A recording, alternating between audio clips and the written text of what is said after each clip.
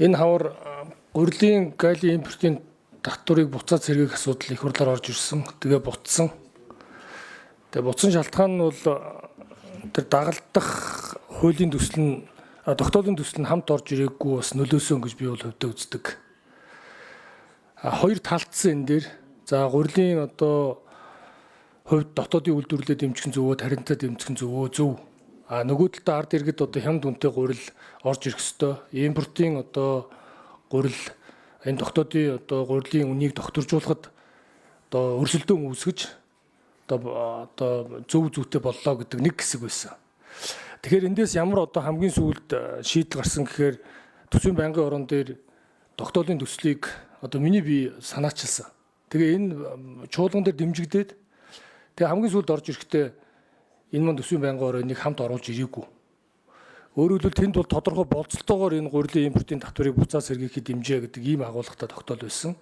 За дахин гурилын импортын татвартай холбоотой хуулийг өргөн мэдүүлэхдээ энэ тогтоолыг үнэнд гүйцэгдэж оруулж ирсэн.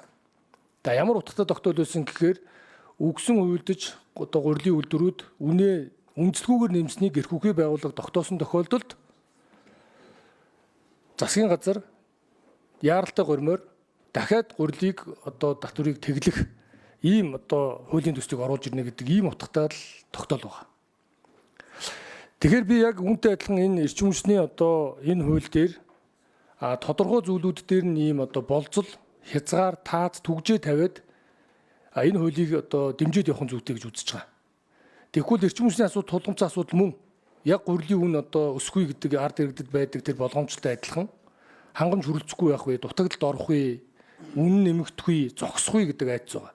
Тийм учраас би тодорхой санал хэлж байгаа.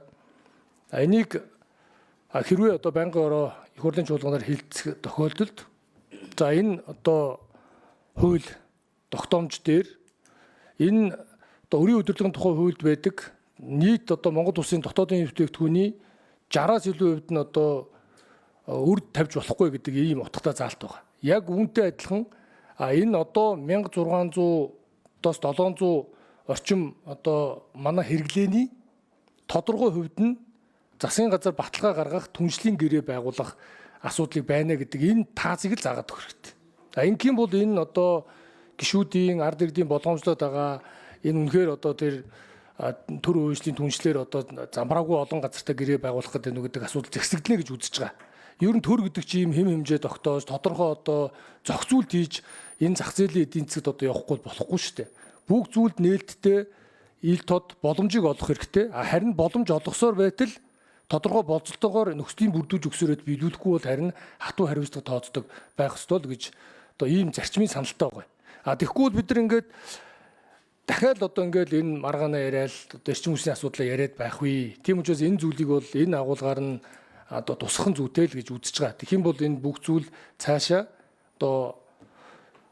эдийн засгийн энэ чөлөөт өрсөлдөөний зарчмаар явна. За энэ дээр нь бол энэ боломжийг хууль дээрээ бүрдүүлж өгөх зүйтэй л гэж үзэж байгаа. Тэгэхгүй бол ингээд цөрөг үр дагаврууд бол гарна шүү.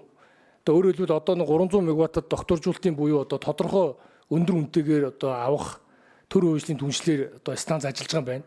Цаашдаа хэдд нь энийг хэдэн мегаваттад өгөх юм гэдгийг л энэ таазыг л хэрэглэнгийнхээ болон тодорхой хуваар тогтоогддог нь харин экспортын чиглэлдээ эрчим хүчний үйлдвэрлэлийг бол бүх талаар дэмжиж явах зүйтэй.